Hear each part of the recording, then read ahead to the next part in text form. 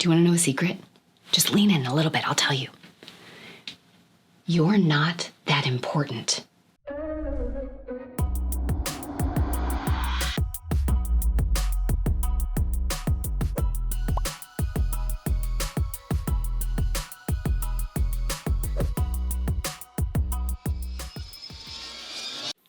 Hi everyone, how's it going? I'm Wackett. Thanks for joining me for another video as we work to empower and equip you with the confidence and skills to write your own story so that you can live your life on purpose. Today, we're letting ourselves off the hook by freeing ourselves from the roles we've ascribed to everyone else's lives and our own. How? By accepting this very real, a little bit blunt, and utterly incredible truth. You are not that important. We tend to project our negative self-talk and disparaging thoughts onto others. We assume that everyone is looking at us, having the same thoughts and feelings about us running through their head as we do in our own. If they're upset, it must be because of us. If we catch them looking at us, it must be because they're judging us for how we look.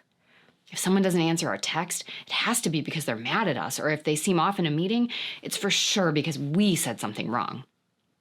We assume everyone else has the same expectations of us. If we could say yes, then we should say yes. People will be upset with you if you set a boundary. No one else can handle X, or you'll be seen as lazy, uncaring, selfish if you don't put everyone else first. And we assume when people say or do something that hurts us, it was intentional and about us. They're acting this way because they don't care about me, or they take our relationship for granted. But here's the thing. You are not that important. And that's a good thing. Trust me. I mean it with every kindness that I can possibly express to you. You are not that important in the lives of other people. Sure, your loved ones care about you. That is absolutely not what I mean.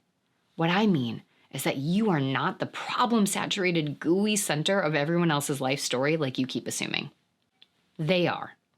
They're doing the exact same thing as you, projecting themselves into your story and giving themselves way too much credit for anything and everything that might go wrong or be perceived as less than, should be done, or why something happened.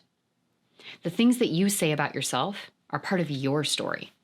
No one else is judging your grocery cart, looking at how you look in that outfit, or watching you dance on the dance floor. They are too busy worrying about what people are thinking about them. And even, let's just pretend for a minute that they are. It has nothing to do with you. It's still all about them. Their shame, their fears, their longing to break free from their negative self-evaluation, but feeling ever connected to these beliefs. Just think about it for a second. We're all ego-driven people. The goal of our ego is to make and claim space to ensure that we're not lost in the chaos of life.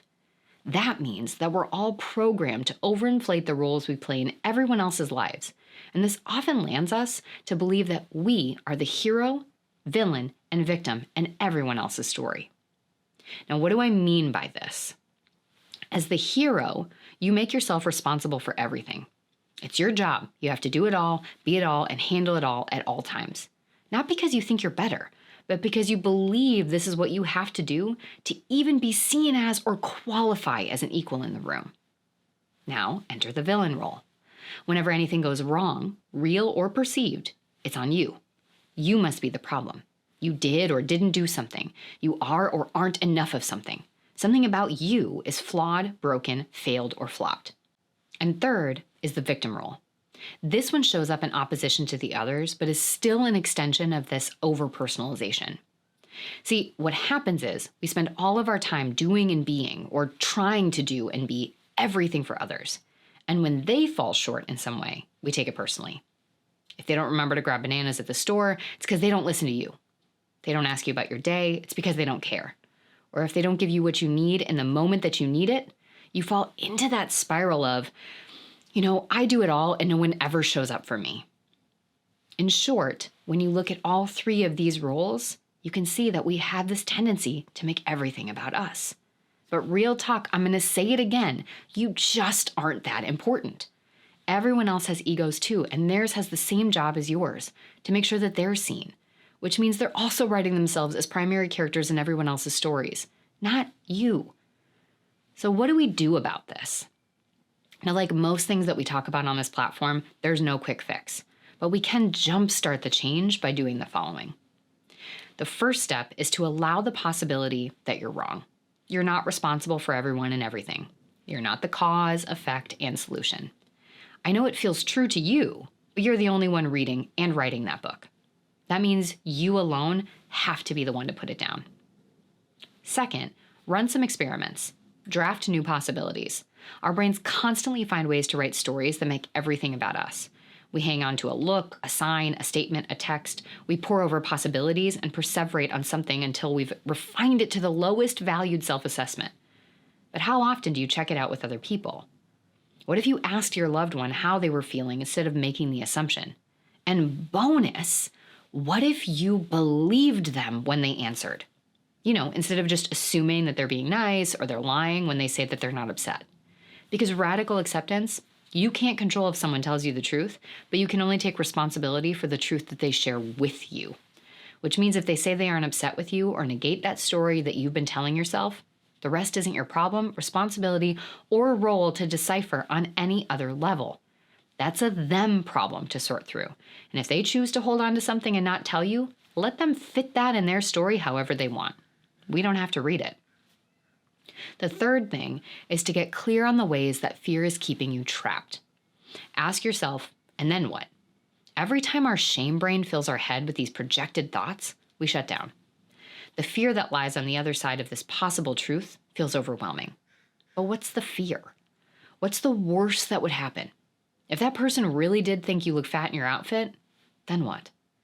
How much of those fears have been fed by a system of oppression that makes you feel like you have to constantly apologize for your body? What would it be like if you stopped? Is the pain and distress temporary or permanent? Is it worse than the slow burn of what we feel now? And finally, if you're the author, write a different story.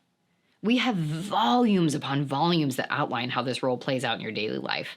We see how it affects our relationships with yourself and others. We see how it perpetuates shame and leaves you subdued in misery. What if we wrote a different story? What if you distributed responsibility across characters? What if you didn't have to play the hero every single time? Now it's your turn. How would your life be different if you came to believe this truth? What could you let go of? How would you be able to show up with greater purpose and connection to and in your daily life? Now, what's your next 1% change that you can take and work on from here? As you all know, writing things down and sharing them out loud is one of the best ways to increase our buy-in and reinforce the work that we're doing. So leave a comment below with your next steps, your takeaways, and of course, any questions or ideas that you have for me so that I can continue to support you in your journey. Be sure that you take a look at the video notes to access all the resources that I mentioned throughout the video, including some videos on radical acceptance, short-term versus long-term distress, and learning how to let go of what people think. If you like what you're hearing, be sure to subscribe. If you like what you're hearing, be sure to subscribe so that you don't have to constantly come back here, but can just get an alert whenever there's new awesomeness to check out. And if you want to stay in the know on all of the happenings of Adversity Rising, plus get exclusive access to content and specials that I don't share anywhere else, subscribe to my email list. I put a link in the show notes as well. Thank you so much for being here with me today, as we all work on instilling the belief that we're not that important in the daily world that we exist in. How free would we feel writing our own story if our character didn't have to play such big roles in everyone else's? So come on, we all know this already. You have the right to author your own story. Let's go get that pen back.